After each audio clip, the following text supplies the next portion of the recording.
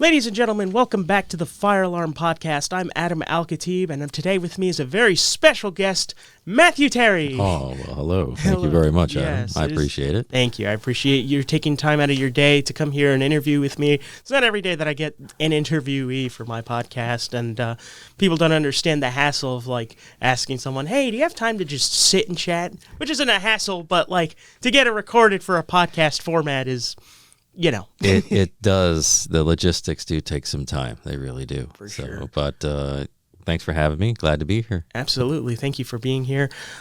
Just want to give you a quick introduction so that my audience knows who you are and why I decided to interview you, of all people. Let me just say you have made a very big, profound impact on me, and I've interviewed people that have had an impact on me, so I feel like it is only appropriate for you to be my next guest, or as I first approached him, saying next victim. The next victim. Yep. Yes, that is me. Alrighty, so I'll give a quick introduction. So today is Matthew. My guest is Matthew Terry. He's a community outreach specialist with a focus of voice acting and a profession in radio media. He is a Towson University and Harvard Community College alumni. He has been directly involved with both colleges in various forms of media, such as producing and editing videos, hosting and producing various podcast shows, and educational features. And he's a versatile media specialist in aiding students and adults alike within their careers. Was that a, I guess, proper introduction? Sure. Okay. Sure. Yeah. My goodness, I'm blushing. Thank you. Yeah. Well, I'd say that's accurate. Yeah. I mean, it's all about doing your research. You got to know who you're interviewing, and you got to give them the proper introduction, but also the space available to be able to communicate and, connect with. So I want you to just tell me everything about you that you feel comfortable sharing, I guess. Sure. Yeah. So, I work here at 91.1 WHFC, which is out of Harvard Community College. We're an FM station. We're a public radio station, and our main mission is to train the future broadcasters of tomorrow and also entertain the community as well. We have over 13,700 listeners, and wow. It is. Yeah. It's a lot. It's just a great station. We're a AAA station, and we play a big umbrella of different kinds of music, from jazz, classical rock, various forms of rock, various forms, blues, you name it. Yeah. We've got it. Hip hop, soul, funk, R&B. Yeah. If you can come up with a genre, we probably have it here at 91.1. As long as it's age appropriate, of course. Well, yeah. I mean, it has to be FCC appropriate, right. And our programmer makes great strides, to make sure that everything is. And we are a public station, so we have educational features and educational community programming. We have an amazing veterans program called the Veterans Sit Rep, and that's hosted by retired Colonel Bill Montgomery. And he's also an adjunct professor here at Harvard Community College. And that's a phenomenal show. And the veterans thing, because whenever I open up your guys' website, that's like a big deal, essentially, because you're supporting veterans in a way with the radio station. How does that go about? Well, there are, I can't remember the exact number now that you asked me, but there is a very large population of veterans here in this community in Maryland, and they deserve to know what their benefits are and what they have access to. And each and every week, through very meaningful conversation, Bill Montgomery speaks to people that are serving veterans, who are veterans, and telling them about resources that are available not just to them, but to their spouses and families as well. And Adam, I mean, I know there are podcasts out there and there are some shows out there, but in this area, this is the one. Yeah. So that's one of the things that WHFC strides to do, is we try to see where there are gaps in the community, and we try to put programming to fill them. People don't talk about mental health very often. Yeah. We have the Mental Health Minute, and that was started by one of our volunteers. She really wanted to have a mental health feature, and so now we're opening up our channels at the college. We're working with the psychology department. Students get to research mental health topics and disseminate that information. And we also started doing a STEM feature as well, where science and STEM students, they get to research, some short form topics, and they come to talk about those projects in their class here. So there's a lot of opportunity to not just engage the community, but engage the students here at the Radio Learning Lab. And it doesn't cost students anything or community members to be here. So it's a free therapeutic session, essentially. Well, in a way. Things like the Mental Health Minute, it's not meant to be therapy. It's meant to inform and enlighten, which is one of the many basic principles of public radio, to inform the listening audience, the public, and tell them about things that are going on in the community. Well, that's very beautiful, because students' mental health is very important, and Sure. I think the main issue with it is that students specifically are afraid to reach out. And from what I understand, like, the Mental Health Minute is just a minute for them to just express their mental health issues. Right. And I think it just starts with communication, which is why I love being here. Is for me, it's communicating and connecting with people that gives a sense of importance for students and teachers alike. Yeah, and it's designed to bring awareness, is what it's designed to do. It's designed to bring awareness of what conditions are. And that harkens back to the Veteran SITREP program, bring awareness, to what resources that veterans have access to in the community. And these are very, very deep, very meaningful topics that, the Veteran SITREP has discussed. And I highly encourage anyone to check out Veteran SITREP on our Podbean channel, because it really has just a remarkable show host and producer on it. Beautiful, beautiful. Well, thank you so much for telling me about various programs that the community is involved with, specifically here with the radio station. On top of the topics of the radio station, because I've interviewed other professors who work here with WHFC, I'd like to know from you, what is your line of work? You're one of the youngest employees here, and I'm always not so young anymore. I just had a birthday, Getting to be an old man. Oh, thank you. Yeah. But no, I think, I always see you working here in the station, working very hard as well. But I always am curious, Yes. What is his line of work besides, of course, radio and being a voice actor from me seeing you work? But what is it that you do here at the station? I do voice work, and we can talk about that in just a minute. Sure. A lot of people in radio, tend to do voice acting, working, but I am the community outreach specialist at WHFC, and one of my probably the biggest thing that I handle at 91.1 is going to be the underwriting department, which is having businesses in the community come and let the public know about what they offer, who they are, what they provide, where they can be found. That's the basic hallmark of underwriting in public radio. It's not meant to be promotional in nature. It's not meant to be qualitative or quantitative. It's not meant to be an inducement to buy or sell or be a call to action. And that's across the board in public radio. But underwriting is an opportunity on public radio for businesses to be heard. And with WHFC, we have over 13,000 listeners a week. So that's not nothing. That's really good. And it really offers local visibility to businesses in the community to be heard.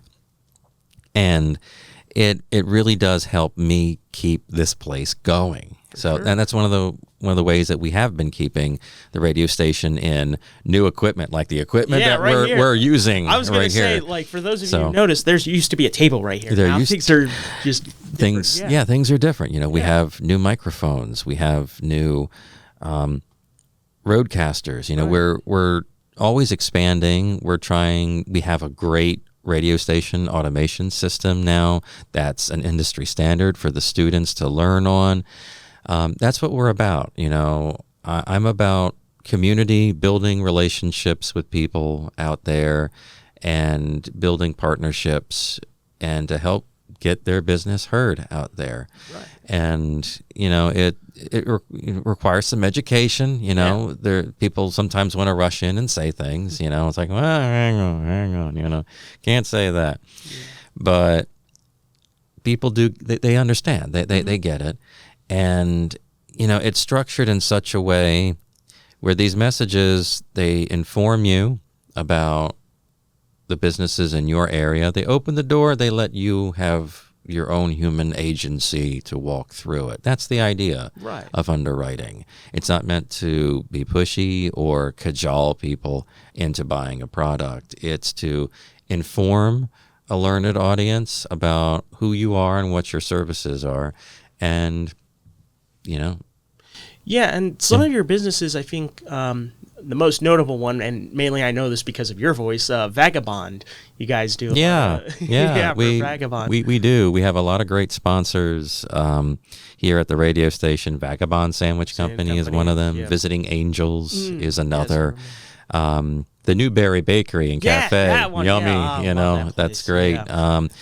And it's just so many more, you know, people here at WHFC. Sweep-A-Chim, Chimney Service, you know. Those are the underwriting that I'm just familiar with. Yeah, and me and, you know, students have used these services, you know, and that's one of the things I tell these businesses is that, you know, people are listening. And when they hear your message, you know, people in the community are, you know, apt to, you know, take it internally and to heart and to use those services. Right. So, and I feel very comfortable asking the people whose products and services that I use personally, because that's how I know. That's and I can verify that, you know. When I use services myself, and I feel comfortable making a message and putting that out there with them. But, you know, it really is just a great station. And that's what one of the big things that I do is I work with underwriting. I do marketing as well with the radio station. We have a monthly newsletter that I send out and write. And I've been giving interns the ability lately to write in it to get some writing experience, because that's all part of, you know, because you can be an intern here at the station. Yeah, I was an intern. You were an intern when you were just a little bit, you know, it was knee-high to a toadstool. 4 years ago, 21, yeah. Yes. No, more than that, 5 years ago. God, things go by quick. Doesn't it, though? Yeah. It does, you know, but it's experiences. Absolutely. Even if you're not a broadcast student, it's public speaking skills. It's honing writing skills. It's confidence. Communication and connections, which is the biggest thing in this field. That is huge. You want to network like crazy when you're in college, or anywhere, on any job. You want to network. College, right. Because you just don't know who you're going to be working with in this industry down the line, you know, and it's not just radio. It's the same way with television or any entertainment field, you know, it's not always, well, it is what you know, that helps. Yeah. But because, I mean, you do learn, you know, on the job many oftentimes, but it's who you know and who knows you. Who knows you, yes. That was a famous Mark May's statement. It's who knows you. Because that's the people, truth. that they want to know, like, what skills and mindset do you offer in whatever sort of field you're looking at. And a lot of times, you know, the beauty of this field is that there's so much, like, opportunities for you to take and so many, like, different departments. You may not like this, but you might like that. Right. And you can just be an expert in one thing, but still have many other skills under your belt. Sure. In more ways than one.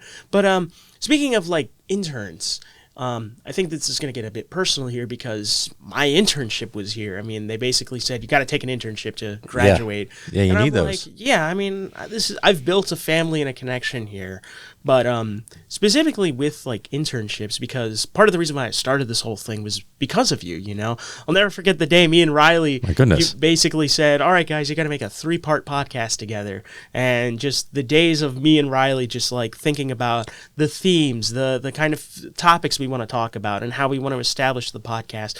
It all kind of came from you telling us that we need to do this kind of thing. So I want to know from you, like with the internships, how do you like get students to say, all right, you're coming into college to learn, but now here's the experience that you're going to sort of dwell into. And that's the beauty of community college compared to regular college. It's like you get experience from my personal experience. But what is like internship work for students? Like, how do you go about introducing that, especially the students who are like shy of like getting in front of a microphone and actually talking to people? I think like anything else, it's a process, right? Because you can't just expect, somebody just to do something, right? You have to kind of coach them, and you have to inspire, and you have to encourage. That's planting a seed, right? Right. And now we're doing this, Yeah. years later. We have an intern. She just contacted me like 2 days ago. I haven't seen her in a few years, but now she's back here at the station, and she's doing great things. She's interviewing places and media, and she remembered her time here. So, and that harkens back to building a network, right? Because that's what helps to support you in any field, but especially a media-related field, is building a network. And I've been very fortunate to build one of my own, and I always, recommend people to do that. But when they're interning here at the station, the whole idea is to be hands-on, right? Right. Because that's the best way to learn. Yeah. That's the best way I know I learn. You can only give them so much information through a textbook, Right. And reading's important, but still.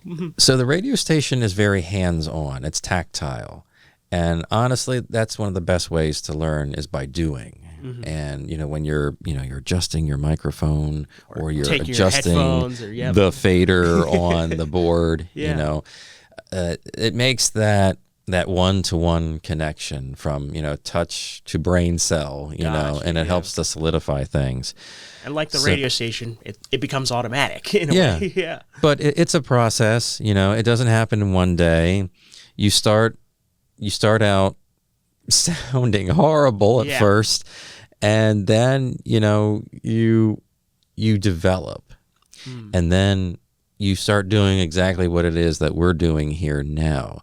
It might feel a little rigid at first, when you first start doing the motions, being on the air, doing a podcast, voicing a promo, or voicing underwriting, or writing in the newsletter, or helping. Patrick is our social media manager here at 91.1. He does a fantastic job. Students help him. Terry mentioned Patrick in my last podcast episode. So he may be a special guest. Just I highly recommend it. Patrick is a phenomenal guy and just one of the best humans I've ever met. For sure, yeah. But and that's part of like the cyclical nature of the radio station. There are people here. Terry is a phenomenal. He's a 40+ year veteran in radio, voice, and beyond. Yeah, so I beyond, mean, his skill set is just filled to the brim. He's a wealth of knowledge. Paul, is an award-winning producer. Beautiful soul, incredibly talented, incredibly patient with the students, and has just so many different experiences. He's interviewed so many people. He's a freelance producer out of New York City. Yeah. What's it called? Columbia University. That's a big deal if you ask me. Yeah. He's just incredible. Yeah.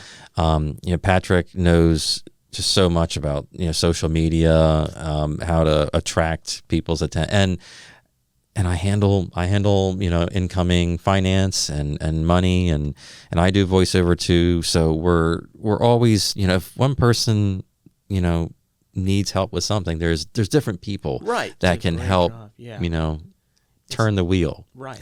Did Yeah, that make exactly. sense? No, totally, for sure. It's like a web of just, it's, you have the station, and it's a web of like different people in different departments and in different sections, just sort of coming together in a way. Yeah. And that's what I really love about this place. It's not just like a come and learn thing. It's like come and build a family.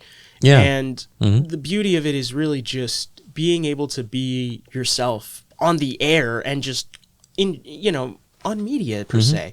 Like, the reason why I love this podcast so much is like it's very expressive. It's very like I could just be myself and not have to be afraid. And I think that's like a growth process in return. It is. Being able to like look back on like how I present myself. Like when I first started this podcast with Riley, I was just goofing around with him in a way, but still like had a way to tell a story. And then it's like, okay, here's how you presented yourself first. How do you improve later on? Right. Or how do you give yourself the benefit of the doubt of like, okay, I want to be able to now move on from just talking to now connecting. And as I've gotten to know you and your skills and just the overall impact that you have on the station, it feels like there's so much more than just saying like, hey, I'm just here to get on the air, to, hey, I'm here to now build connections and actually network, which again, big thing in this field and industry. But you also get to know all kinds of people through their line of work in a way. Yeah, absolutely. Yeah, you're right. But just to kind of put a cap on that answer, it takes time. You don't. And patience. Yeah, Rome wasn't built in a day. Yeah. So you have to learn by doing when you intern, and you just kind of start putting one foot in front of the other. And that's one of the big ways that you learn is you learn the workflow when you're on a job or an internship. That's where you pick up a lot of things. Right. So intern early or intern often, as much as you can, and network like crazy. Yeah, as much as you can, because your network helps you stay afloat, because there in media things are consolidating, and there can be a lot of jobs cut and things, but that's everywhere and anymore, anywhere. But especially in the media landscape, I would definitely recommend that build your portfolio, and that's a great place. It's a great place to do it right here. Right. Speaking of being like in here, and we were talking very briefly about your work. You're a professional voice actor. I've heard it firsthand about all the various different voices you can present, but also just your natural voice is like very suitable for radio. I would say I'm not an amateur any longer. No. That's what I would say. I mean, once Warner Brothers or Paramount calls, or Nickelodeon, then I'll tell you I've made it. But thank you for that. Absolutely. I appreciate it. But yes, I've done voiceover. I can say that I have done paid voice work. That's beautiful. That's the dream right there. That is the dream. I wish it was more. Yeah. But I'm trying, and I'm reaching out to people, and I'm trying to connect with people in that industry. It's very difficult. I'm not going to lie. It's incredibly challenging because it's a very tight-knit field. Again, it goes back to the entertainment industry, which is very closed circuit in many respects. But once you start meeting people and once you start doing good work, that starts to become, word of mouth, and that's a big help in this industry. But again, it's a lot of who you know and who can, help you get seen, Right. Well, I'm used to being the guy behind the camera more than I am behind the microphone, but obviously I'm not dumb enough to know that voice acting is just as difficult, if not in some cases more difficult than just like regular acting in a way. I'm curious, like, when you're in the booth and in front of a microphone and you're ready to like pull out whatever you can from your mouth of like a different voice with a different inflection and tone, what goes through your mind or at least what goes through your, dare I say, your vocal cords when you're preparing for voice acting. Okay. Yeah. Yeah. All right. I feel you there, kid. Yeah, exactly. Yeah. What goes through your mind when you're going through that? Yeah. Well, sometimes you get a script ahead of time, and you can look at it and prepare for it. And sometimes they give you that script right there. Right. So what you have to do is you have to read what's going on, and you have to logically find like the subtext and what is being said. You know, is this a character? You know, do they want are they asking for just a plain read? You know, yeah, you have to figure out what is being said here. You know, like is it like a truck commercial? Right. You know, you have, a lot of times if someone writes a piece of copy, they will give some hint, you know, as to what they want. And sometimes there's nothing. Yeah. There's nothing, you know. Sometimes they just want you to come up with something on the fly. Yeah, you know. This truck is the biggest, baddest, biggest four-wheel drive anywhere. You sold me. I want the truck now. Yeah, exactly. It goes anywhere you do. Yeah. I like that. Yeah, and people do, you know. So, or you can just say, you know, this is the biggest, baddest truck that you'll ever find. So, you know, sometimes, a lot of times, you will have somebody there. You know, if it's a big enough job, you'll get somebody that's coaching you along a little bit, like a producer, and they'll be like, yeah, give me that, give me the Sam Elliott, you know, and then you can kind of harness and channel, if you will, you know, that person or that voice type, or add a little bit of gravel to it, you know. Yeah. Or, you know, just be you, you know. It's like finding your own sort of niche within your voice to sort of like bring out the character, where it's like, even though the audience can't see me with the microphone, they can hear my voice bringing out the inner perspectives of whatever I'm doing, whether it's commercials, characters, or even audiobooks. Like when I listen to audiobooks, it's like depending on the book itself, I imagine like the grueling work that a lot of the voice actors have to do to bring out the character is more than just like reading what the book says. It's also like visually visually having a replica of like what's going on with the book and the character, to sort of be like, okay, it's not the character's angry, but like, what does that mean, and how do I bring that out? Yeah, it's all copy interpretation, right? Because that's a part of acting, you know, is getting into character. Now, that's voice acting, right? Voice over, majority of times, is just a straight read, and it's just your voice. Gotcha. You know? So, you know, if it calls for a British accent, you know, I love a nice cup of tea. You know?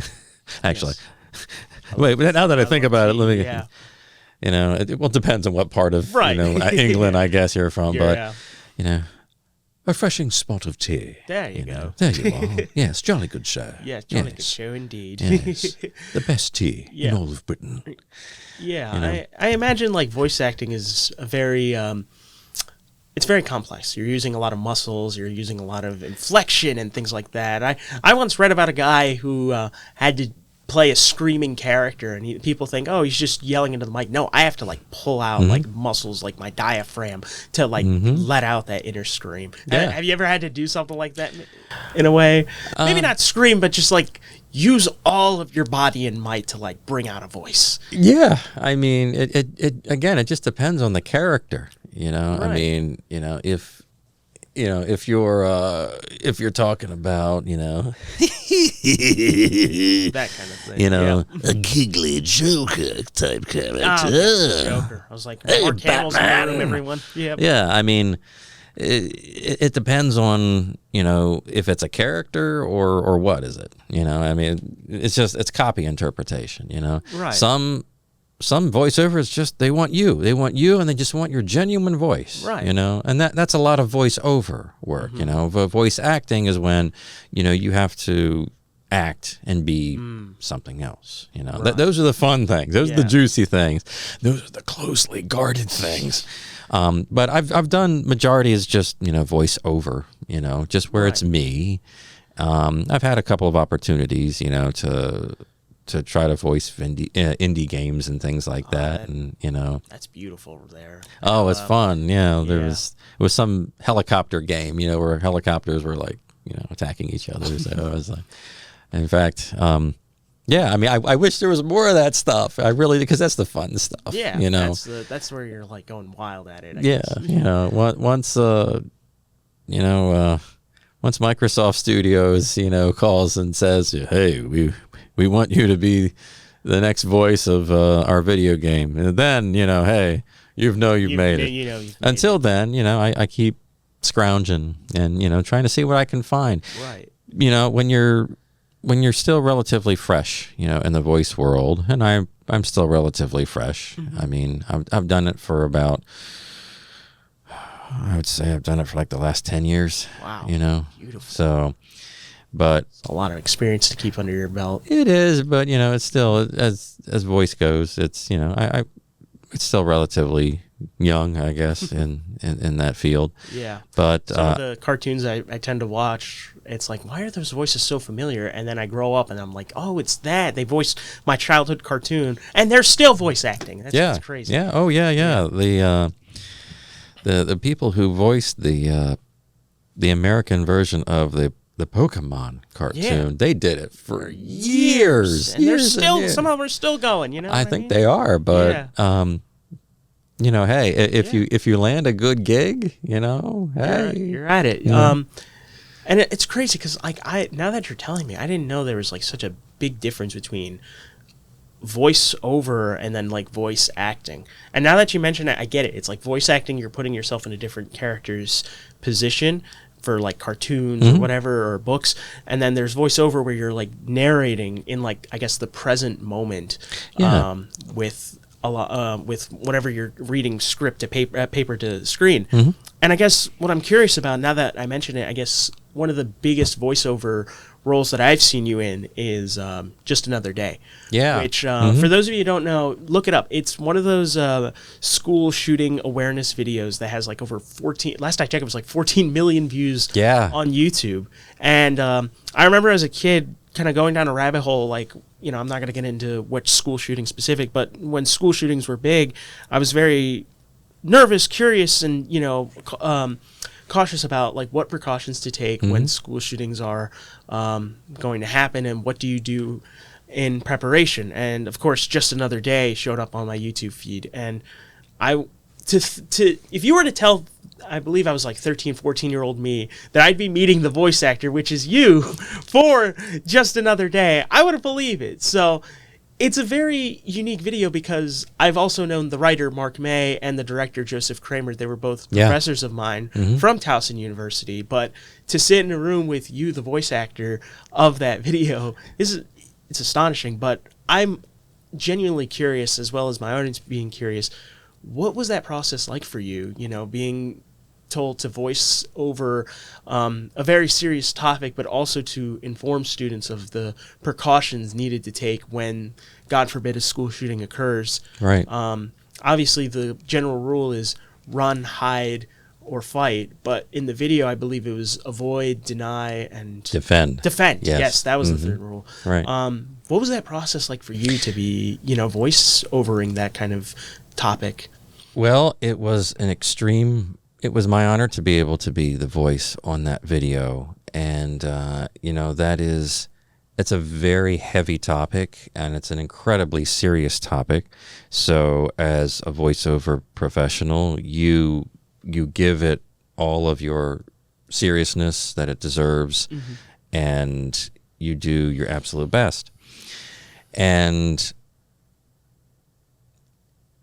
it's a very powerful video.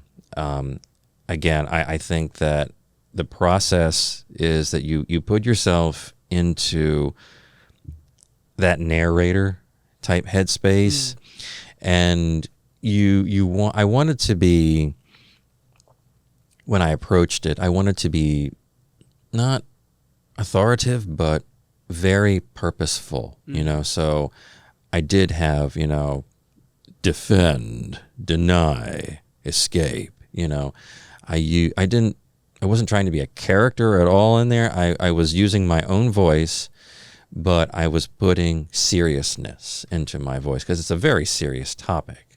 So I made sure that when I was reading the copy, and I had,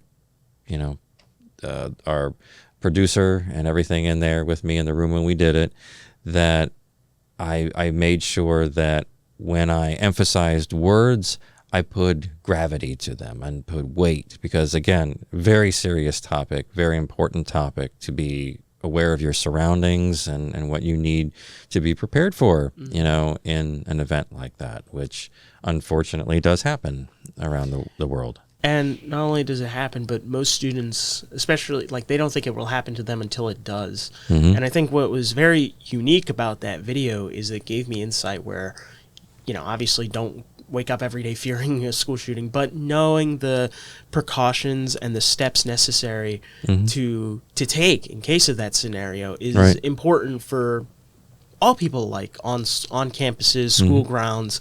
And one of the things that's important is obviously safety above everything else. Yeah. And it requires, awareness. I think that what that video did for me was help me be aware of not just my surroundings and whatnot, but also like being aware of like what environment I'm in and always like paying attention. I think in one point of the video, a kid was on his phone with his earbuds as the shooting was taking place, and there was this notification alert kind of thing of like warning students ahead of time. Mm-hmm. And it's the basic like run, hide, and defend. And sometimes when we're in those situations, we don't want to we're always asking questions first, taking actions second. And I think that video helped me understand it's like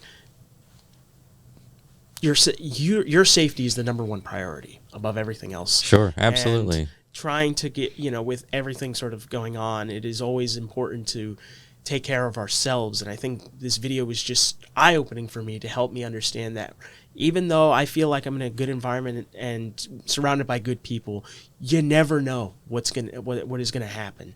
And I'm curious, like, did that like give you a change of perspective about safety, but also just like understanding that I may be going to school, but you have no idea what could happen? Sure. I mean, it's something that you never want to think about. Absolutely. But it does happen. So understanding what you need to do and how you need to defend yourself, you need high situational awareness, and you always need to know, things like where your exits are and, authorities to contact in those moments. So, because it can mean, the difference between life and death. And, I think that it was just a great video that was produced at Towson University, and I was really honored to be a part of that, because it really was, it still is, I think, just a wonderful video about awareness and public safety. Absolutely. Yeah. And for those of you watching, I will leave a link in the description to the video. Highly advise checking it out. Not just for your sake, but for the sake of future students going into the education world, to be safe, just for their, school should be an environment where you learn, have fun, and meet people. It should never be a place that is scary, but it is always important to be safe, because you never know. Life is a very scary thing, but I think when we take when we take the steps necessary to take care of ourselves, we can be ready for anything. And I think that's what helped me understand, being in an environment where I'm learning, but also needing to protect myself. Right. And as a voice actor, that's your job, to deliver the seriousness of, the tone of something like that. So, and that all harkens back to reading your copy and feeling the subtext and what is being said. Yeah. How should I adjust my voice? Well, you want to put gravity into it, Right. and seriousness into it. And a bit of emotion, you want to be like, Always, yeah. You want to be serious, but you also want to like be, I guess the proper word would be like reassuring in a way. Would you say that? to just be able to yeah, like, I mean, for like resolution purposes, absolutely, but whenever you're reading, you want to sound genuine, and you don't want to be anything other than yourself in that moment and in that instant is what I'm saying, Right. So, that was not a voice acting scenario. That's a voice over scenario, yeah. And the majority of voiceover, it is a straight read, and I think that's what a lot of people, expect to hear in voiceover is you being you, and that's part of connecting to an audience is, being you, just being genuinely you, not trying to be anyone else, and for something as serious as that, you wouldn't want to be anything else. Right. So. Except yourself. The authenticity is where the message gets delivered. Right. Foremost and foremost. Well, thank you so much for really sharing that. I know it was a very sensitive topic to talk about. Yeah, it always is, but it's great awareness. It was a great video, and it needs to be heard and studied, I guess, to the future generations of students. To wrap things up, I guess with I guess a more lighthearted-ish topic. I want to know from you, with my theme of my podcast being centered around nostalgia and how people have these memories and these moments within their childhood that reflects who they are now. What moment for you brought you here or like has a big impact on you currently that allows you to feel appreciative of not just who you are now, but also the work that you do here at the station, but just also in your voice acting career? This is just so I can help connect with people. I always been taught that if you want somebody to remember a conversation, think about your child, let them talk about their childhood a bit. It tends to be like a conversation keeper, dare I say, if you know what I mean. Talk about my childhood a little bit, sure, and how I became where I'm at right now. I mean, I guess I loved recording my voice. I loved playing it back, So I guess that's kind of how I developed some of my audio editing skills, which those are very important for content creation. Yeah. Always, learn anything you can. Audacity is a freeware program. There's Adobe Audition, which is used a lot in radio. Pro Tools from Avid. Pro Tools and Avid, yeah. Yes. The industry standard, but man, they are just difficult at times to learn. But I love learning them. Yeah, it's a learning curve for all of them. But they're out there, and they're great platforms to have, and you'll need something to edit your skills. But always had microphones, As a kid, would record my voice. I would do like recorded diaries and things like that, of like my days and things like that. So I had microphones and like tape recorders. Yeah, I go back that far, Adam. Tape recorders. I love tape recorders too, though. But I would always like record my voice and kind of play it back, listen to it. I was like, all right, what does that sound like? Okay, you know what? I should try maybe flexing my voice and do this or try that.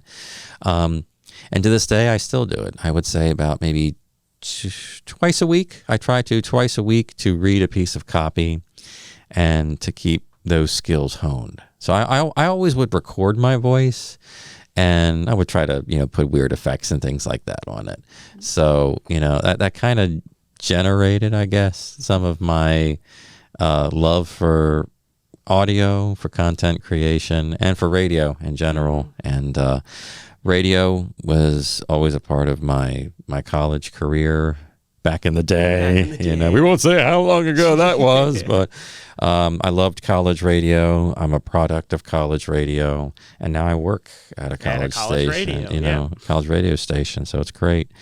I love kind of teaching those values that I've picked up, the networking with people, and